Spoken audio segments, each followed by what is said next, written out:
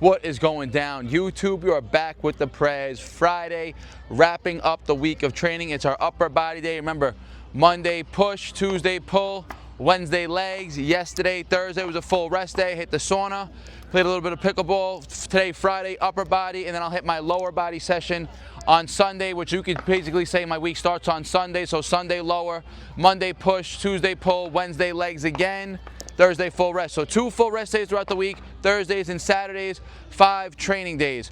So today's upper body day, you're just gonna be seeing clips of my training, but what I'm gonna be talking to you guys about is about the energy systems that the body uses in any form of exercise. Now remember this, our body utilizes 3 main energy systems. I'm just gonna break them down to you quickly right now, and they are known as the ATP phosphocreatine system. That's called the phosphagen system. That's the first energy system that your body taps into when it's doing any type of activity, right? And typically that's gonna power through any type of movement that's gonna last between 1 to 10 seconds if you're untrained, and you could probably build that threshold up to about 20, maybe 25 seconds if you're a very well-trained athlete.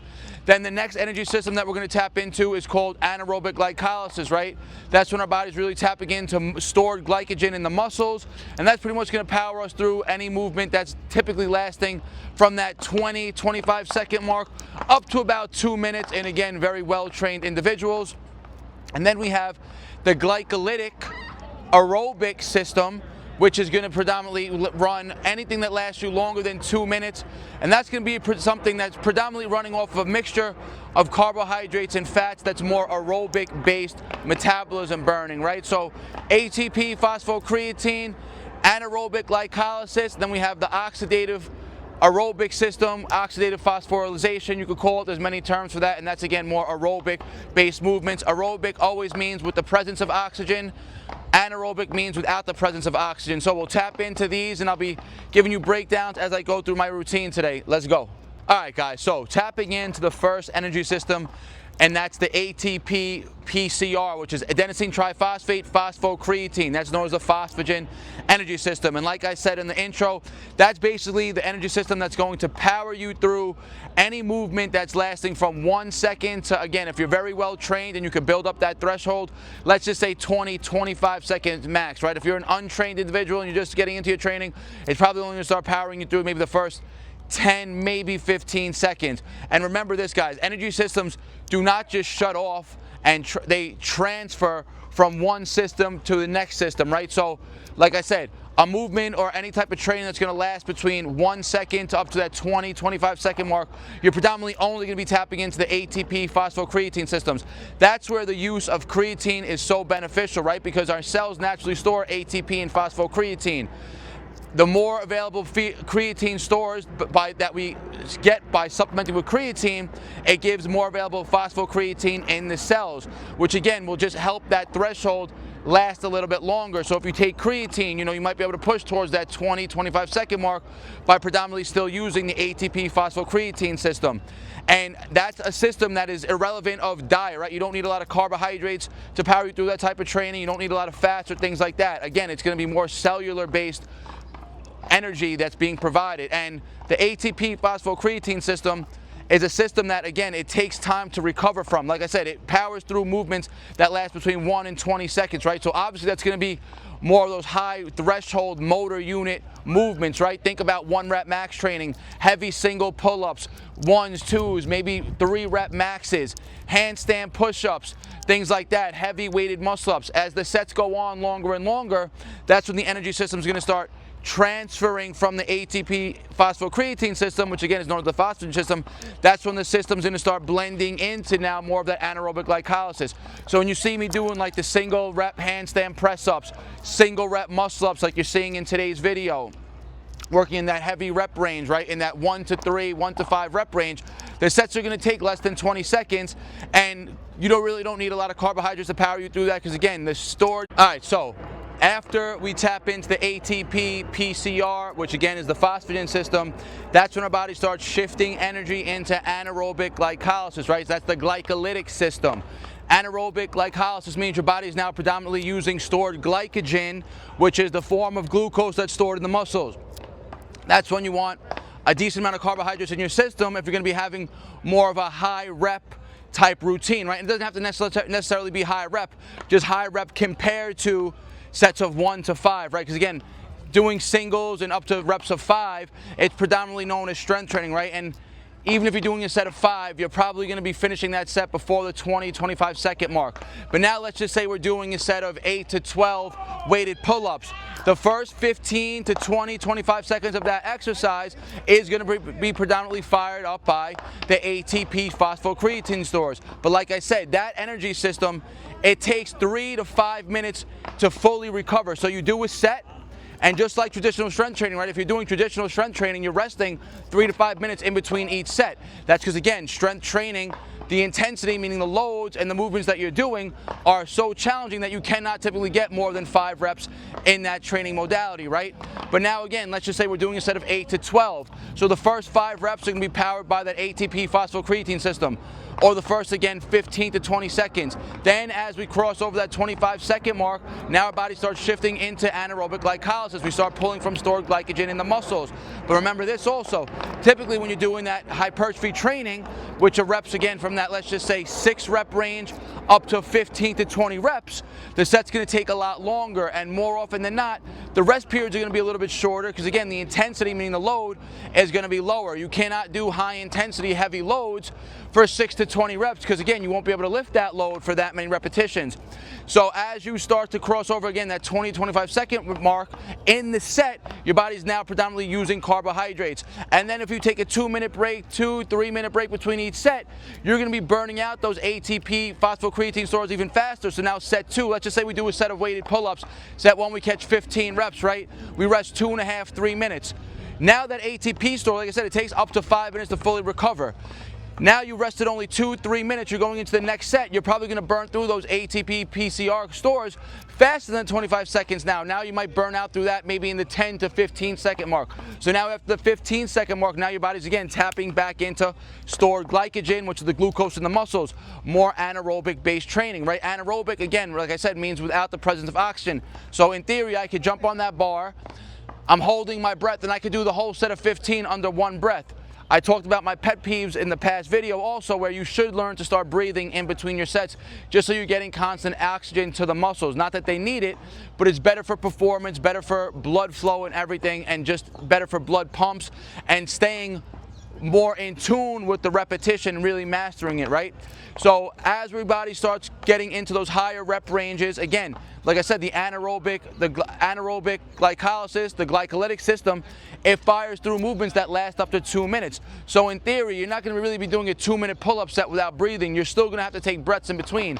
And staying on the bar for 2 minutes to do pull-ups straight through for 2 minutes is going to be very damn challenging anyways. But it's going to be very glycogen demanding if you're doing that, right? A better example of a 2-minute set might be, let's just say we're trying to do an AMRAP max rep set of push-ups where we're repping out, we're resting on top of the bar for a few seconds, repping. You're going to hit your max reps in under that 2-minute mark. But again, it's going to be very glycogen demanding. You're going to be tapping into a lot of stored glycogen. Think long distance sprinting, right? If we're going to be sprinting for over 20 seconds, our body's going to be using a lot of glycogen. If we're going to be sprinting for, let's just say 50 yards, you're probably going to do a 50-yard sprint in like 10 seconds. That's going to be more, again, phosphagen-based energy system, and then you rest, you walk back, and then those short breaks between the sprints, again, they're going to tap in and they're going to fatigue that phosphagen system faster and faster, and they're going to start relying more and more predominantly on the glycolytic system as the rest periods stay shorter and as the sets continue on and on. Like for me, for instance, when I'm doing my sprints, I'm typically sprinting, show them to the end of the fucking field right there, all the way to that back fence right back there, right? And it'll probably take me about 15 seconds to get there. Then I walk back. The walk back probably takes me about a minute, and then that minute break is my only break. Then I run again. But the first energy system, the first 5-15 seconds again is going to power through the phosphagen, and then the last couple seconds is going to be again stored glycogen. Walk back again, resting only a minute. Those phosphagen energy reserves are going to fatigue faster and faster. So maybe by the third set, I'm only tapping into maybe 5 seconds worth of ATP PCR, and then all glycolytic work, right? All carb demanding. And then when I do it for 8 to 12 reps, 8 to 12 rounds for that matter, by round 4 it's pretty much all glycogen demanding because again, the break periods stay very short. We're tapping out of our energy reserves of ATP PCR, and then our body's predominantly relying on that glycolytic system, guys. So first system that our body uses is the phosphagen system, ATP, phosphocreatine. Again, that powers through movements lasting up to 20, 25 seconds. Granted, if you're going to be doing multiple sets, you got to be resting 3 to 5 minutes to fully restore that system. And then if you're going to be taking shorter break periods, that system's going to drop off faster and faster and rely more and more on carbohydrates. So what makes a workout routine very glycogen demanding is the volume that you end up doing. So let's just say you only end up doing one set. Let's just say we're doing one set of each movement. It's going to be moderately glycogen demanding as long as the set again is taken close enough to failure and you're still falling in that 6 to 20 rep range. But as you start doing 2 sets per muscle group or 2 sets per movement, 3 sets per movement, for instance, weighted dips, right? I'm doing weighted dips, 3 sets of 15 to 20. Very glycogen demanding work. High rep squats, right? 3 sets of 20, 3 sets of 10 with 2 to 3 minute break periods. Very glycogen demanding. Now, if you just did one all-out set, let's just talk about HIIT training, right? High intensity training, not high intensity interval training. HIIT training, which is high loads. The reps stay high at the same time because you're doing multiple drop sets, right? That's like the Mike Menser blood and guts type training, right? You're doing one all-out set to failure. But that one set takes very long because you're inducing so many types of mechanical drop set advantages, right? So for instance, you might be on a bench press, right? You might start the bench press with 225. You hit 225 for 8. Then you drop off a 45 on each side, you go down to 185 right away. You hit 185 for another 8 to 10 reps. Boom, then you strip it to 135 and you rep out 135 to failure, all in one set, right?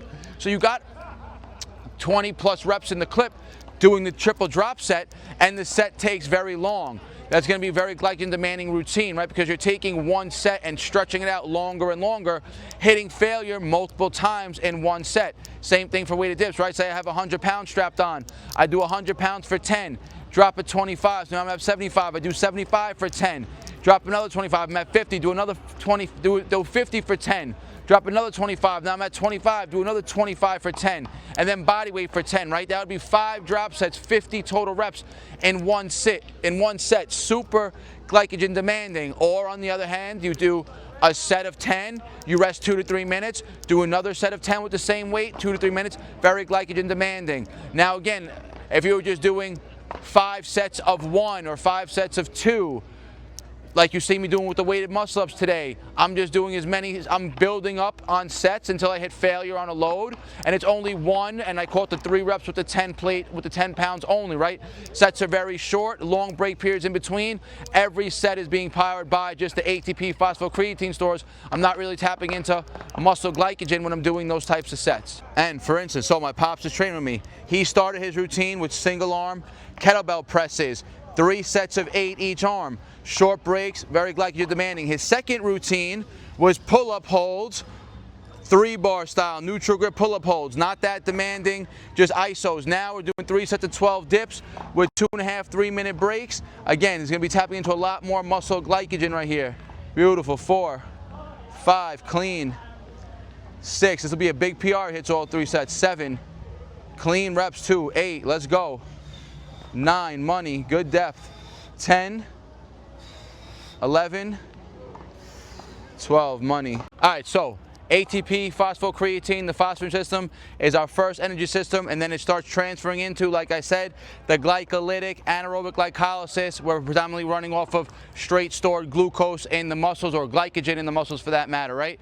Then as the sets go on, right, if the sets last longer and longer, and we start doing a set or exercise for that matter that lasts longer than that 2-minute mark, that's when we're going to start getting into the oxidative aerobic based energy system, oxidative phosphorylation, where your body starts shifting now into burning more stored fat and carbohydrates as a mixture, right? So think about endurance running, right? That's why you'll see endurance runners, some endurance runners do very well on like a high fat ketogenic diet, right? Because high fats, they give you a little bit more energy per gram, per molecule of gram of fat, but carbohydrates are a little bit quicker of a fuel source. That's why you'll see a lot of marathoners also at the same time, they'll run while they're with the gel in their hands, right? And they're taking constant carbohydrates in because their workout and their running is very prolonged, right? A marathon lasts a few hours, right? Or let's just say you're just going on a quick 1-mile run, right? A 1-mile jog that you're trying to get done, you know, in that 6 to 8 minute mark. That's where we're going to be predominantly running on a mixture of carbohydrates and fat. fats. You can do it running off of solely fats. You could also do it on a higher carb, lower fat diet, right?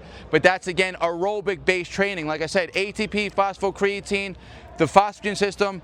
It's, again, irrelevant whether you're using fats or carbohydrates because that's stored cellular energy. Anaerobic glycolysis, when we're tapping into glycogen stores. Anaerobic glycolysis means you do not need to have oxygen present to get the set done. You can, in theory, take a big breath, do your whole set under that one breath, and you're done under that, again, 2-minute mark. Again, if you're lasting up to 2 minutes in a set, you're definitely going to be breathing in between, getting some oxygen to the muscles, but it's not steady oxygen. That's why when you get up from a set that lasts 2 minutes, you're going to be breathing heavier because you're in an oxygen deficit, right? That's called EPOC, excess post-oxygen consumption. So when you do a set and you get up from that set or you finish that set and you start breathing really heavy, that's your body trying to make up the oxygen that it wasn't sufficiently getting during that set period of repetitions, right? And then again, energies don't just turn on and off, they transfer. So if I'm going for a jog, if I'm running around this whole perimeter right now, it might take me 2 to 3 minutes.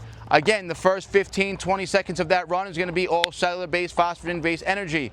The next, from 30 seconds on up to 2 minutes, again, it's going to predominantly be running off of stored glycogen in my legs or whatever muscles are moving. And then as the set goes on longer and longer past the 2-minute mark, that's when, again, it's going to start tapping into aerobic oxidative phosphorylation, which is, again, burning off of more stored body fat and carbohydrates, and that's where your body's going to need oxygen present, because I'm not going to be going on a 3-minute run under one breath. You have to be able to constantly breathe.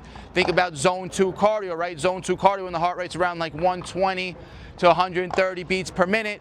You're jogging at a steady pace, but we can keep a conversation going, right? But again, you're doing zone 2 cardio for like 15 to 20 minutes consistent time, right? The set doesn't stop. You're able to breathe the whole time. You can't do, it's not anaerobic work, right? You need oxygen present to be able to sustain that energy and that workload for the set amount of time. And that's the third energy system. And again, our bodies transfer systems as the duration of the set gets longer and longer. So regardless if we're doing a 30-minute run or a 5-minute run, the first 2 minutes are going to be powered by the first phosphagen system, the first couple seconds, then anaerobic glycolysis, which is stored glycogen, and then once we cross that 2-minute threshold, that's when we start tapping into more stored body fat and a little bit of carbohydrates, and you need oxygen present, guys. All right, guys, so I hope this video gave a nice breakdown of how our body uses its energy systems and what type of training warrants sufficient, or for that matter, what warrants each energy system. Like I said, high intensity, low volume, singles up to 5 reps, gonna be in that phosphagen system, which again is ATP, phosphocreatine, and ATP stands for adenosine triphosphate. Phosphocreatine is just creatine stores in the cell, and that's what the benefit of supplementing creatine is. It gives you more available creatine in the cells to utilize in that phosphagen system. Then we have anaerobic glycolysis, which again is where we tap in to store glycogen in the muscles. Higher duration sets, again anywhere from that 25-30 second mark up to 2 minutes. We're predominantly going to be using stored glycogen in the working muscles. And then aerobic glycolysis, or aerobic phosphorylation, the oxidative system, where we're tapping into more fats now, stored body fat, as well as some stored carbohydrates in the blood, in the liver, and in the muscles. And again, that's going to power you through anything that's lasting over that 2-minute mark, like you saw when I was doing my runs, or like I gave the examples if you're going for like a mile jog, or again, anything that's going to last you over 2 minutes. You'll be tapping more into that aerobic-based energy system. Remember, anaerobic glycolysis, you do not need oxygen present. That's why the heart rate stays up, and you need to catch that oxygen after the set, and you're breathing heavier. And then aerobic glycolysis, you're able to work for over 2 minutes at a constant pace with oxygen being brought into the body, and you should be able to, maintain a conversation. That's why when you're sprinting, doing, 50 meters, 200-meter sprints that are lasting, again, for that 10 to maybe 30-second mark, you're not going to be able to talk while because it's so high intensity, and we're predominantly going to be using the ATP, phosphocreatine energy system, and the more sets you do with the shorter break period, you're tapping into more and more anaerobic glycolysis, which again is the stored glycogen in the muscles, guys. So if you have a question or comment, you know, leave in the comment section. I'll always get back to you guys. Like the video, share it with your friends and your family. You know, guys, if you're not subscribed yet, hit that subscribe button. I'll see you in the next one. Peace out. Barnaturals. They all love to talk, you know they do that shit the most. Think you on my level, boy, but you ain't even close.